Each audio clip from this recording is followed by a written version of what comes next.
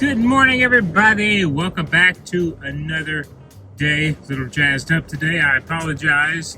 10 miles down. Normal training pace. Feeling good. No issues with the toes today. I told you last night that I would talk to you today about what I have been watching on the treadmill, listening to in the gym. And it is a physician. His name is Peter Attia, Attia. He has a channel on YouTube, and he also has a podcast called The Drive. And the reason why I kind of got turned on to him was one of my 2025 New Year's goals was to do a little bit of, the trendy word now is biohacking.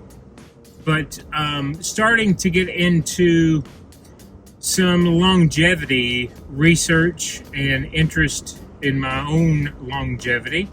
I have a birthday coming up, kind of an important one, and so I thought, what, more of an appropriate time than now to kind of extend things that I can do to extend my life and make my life better. What was interesting in the actual episode, I think it was 333. His episodes are numbered, but the big one today and yesterday was longevity with a roundtable discussion of very, very well educated and high ranking physicians around the U.S. who work at places like the National Institute of Health and who are running, we'll say, privatized companies that is doing research on not how to reverse aging, but how to slow it. And what individuals are coming up with in the scientific community is essentially, can you take rapamycin, which is used to treat cancer, because you have to understand when you're looking at research dollars, where does the majority of those research dollars from the government go to? And it is cancer. So taking the rapamycin and looking at what does it actually do, and it inhibits a chemical called mTOR. And I'm not going to get into the weeds with you because it's big $3 words and no one really cares about that. But mTOR is a lot of experts' key to reversing, slowing age and increasing longevity.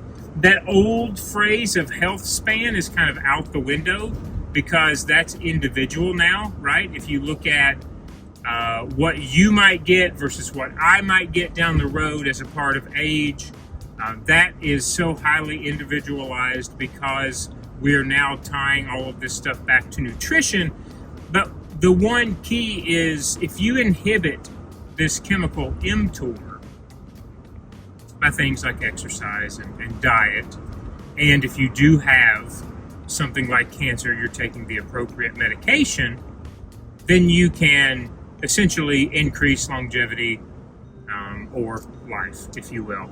They've shown it for many years in rats, and they're starting to use it in canines, and will eventually, dabble into human experimentation. The one issue that I disagree with is mTOR gets raised when you are a carnivore. So this chemical that they're talking about is actually probably higher. That would be hard to measure with just a normal blood test, but it should be higher than an individual like myself who has a diet primarily consisting of meat. So it's very, very early on in the research specific to longevity.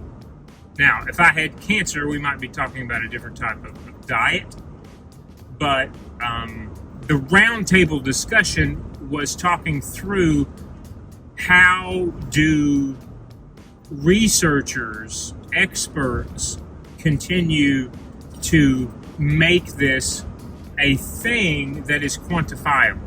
Is there a way to make lifespan longer relative to one's own individual health and history? And that's where you get into the big discussions, because it's not blanket.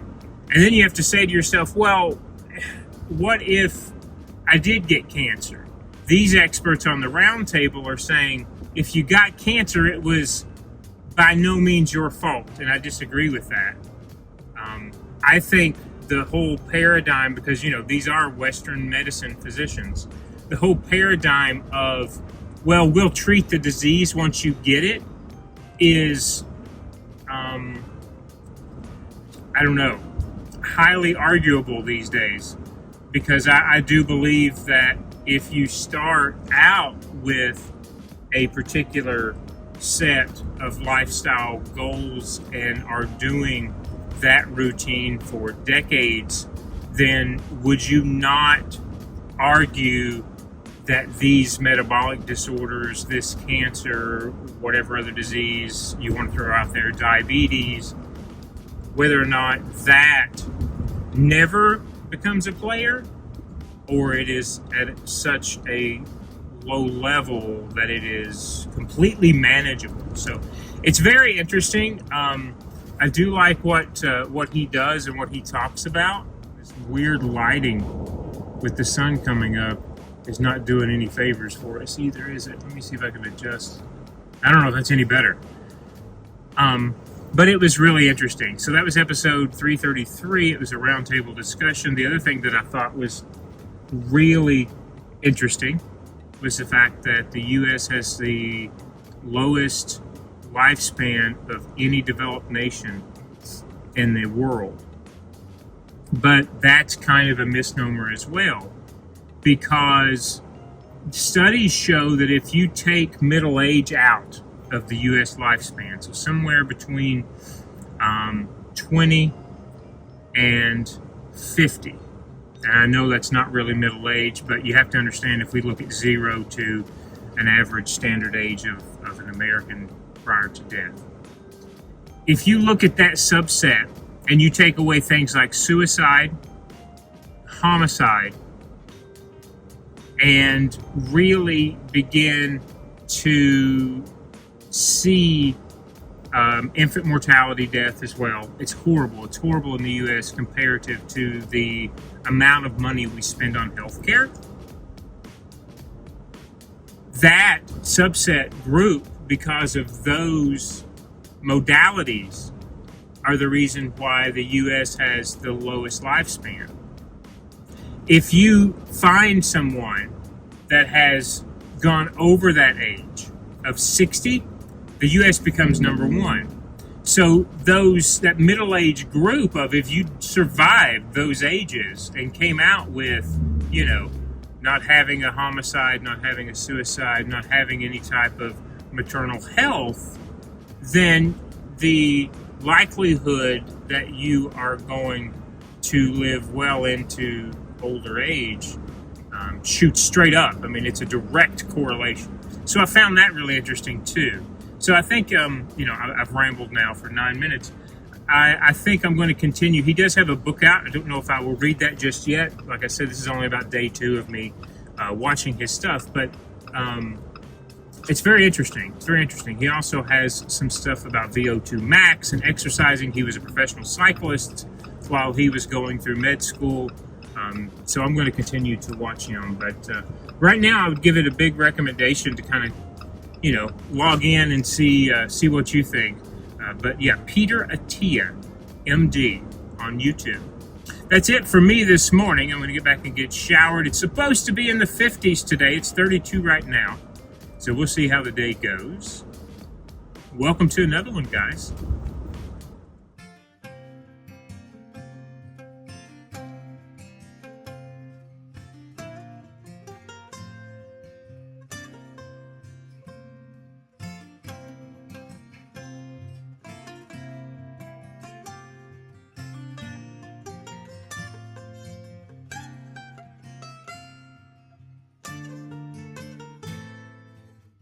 Okay guys, I am out and about I am actually trying to film a video, maybe two if I could get lucky, for you guys to come out soon.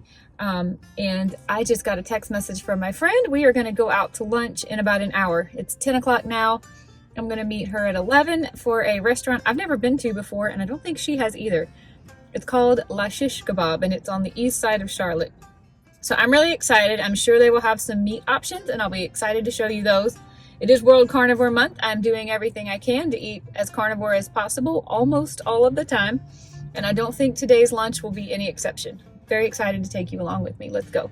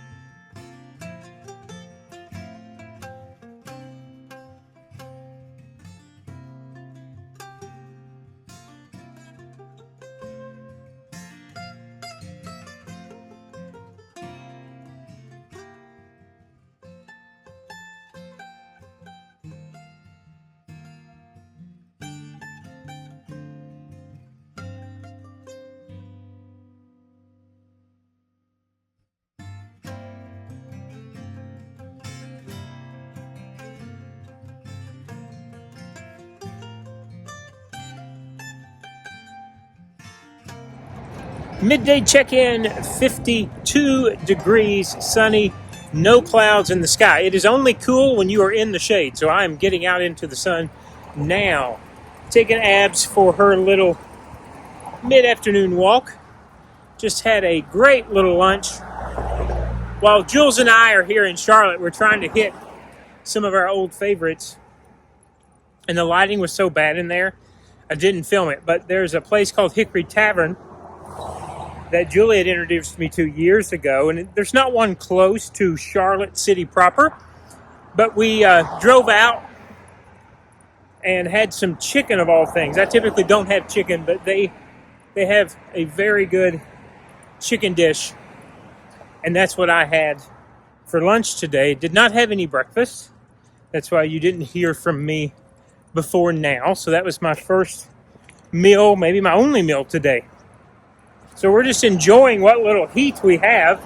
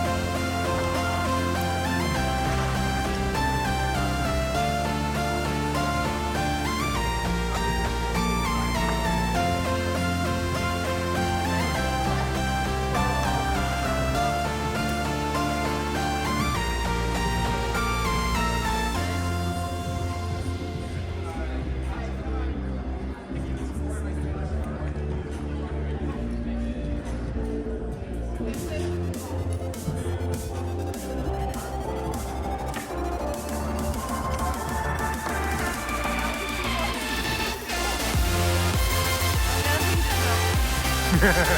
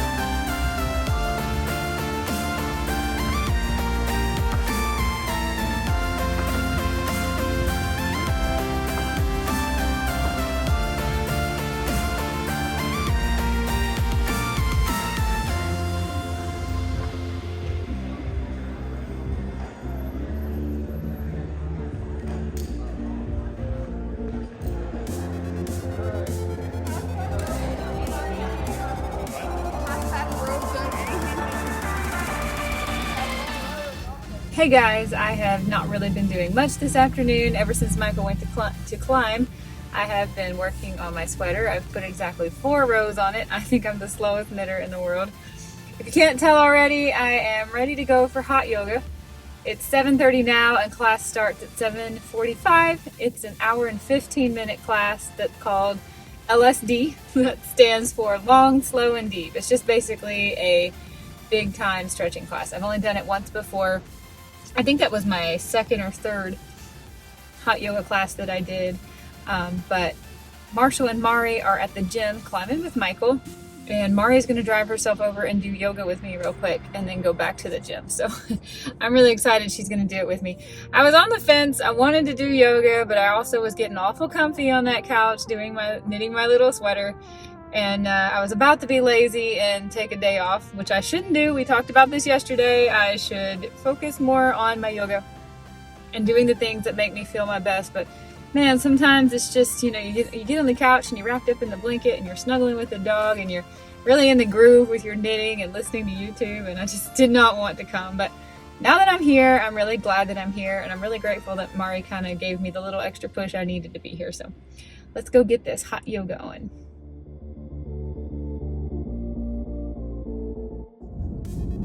All right, guys, good evening. A little car chat, little late night car chat with you. Just finished climbing.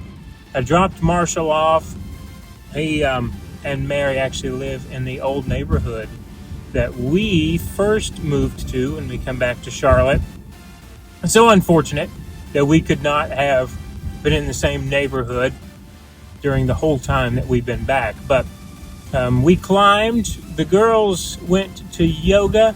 Mari stayed around for about an hour, and then they had a late night yoga class. It's going to be ending in about 30. I am headed through what's called Uptown, which is downtown Charlotte. They call it Uptown here. Bank of America Stadium is coming up on your left, where the Carolina Panthers play. It's rough road, so I apologize for the shakiness. But yeah, I am absolutely digging the climbing. Love it, love it. I sleep so much better at night after having worked out in the morning and then working out 6-ish to 8, 9-ish at night, and just being zonked when I lay down. Absolutely love it. Absolutely love it. So, it was a good day today. Tomorrow we're going up and out bright and early, as always. You know how we do it. We've got to run in the morning. Otherwise, I hope you enjoyed today's video. I'm going to have to see what Jules did. I think she was going to more of a stretching yoga class this evening. I always enjoy hearing how her yoga was. This is something I think she started liking very recently, and I'm happy for her that she's really enjoying that. So I'm headed back to the house. Another day in the books. Good night, everybody, and I will see you again bright and early in the morning. Okay guys, I am home. We had an amazing class tonight. I am wiped out, but that long, slow, deep yoga, that's the one for me. I feel so good. I feel so blessed and fortunate that I got to do it. Had a good time with Mari too. We're gonna end the vlog here for today. It's almost 9:30. I'm just now getting home. And I hope you're enjoying your January. I hope you're enjoying World Carnivore Month. We sure are. I feel like this has been just such an active, fun, and fulfilling month. We've seen so many friends and family and made so many good memories. And this is one of the best Januaries I think I've ever had in my life. Bye guys, I'll see you tomorrow.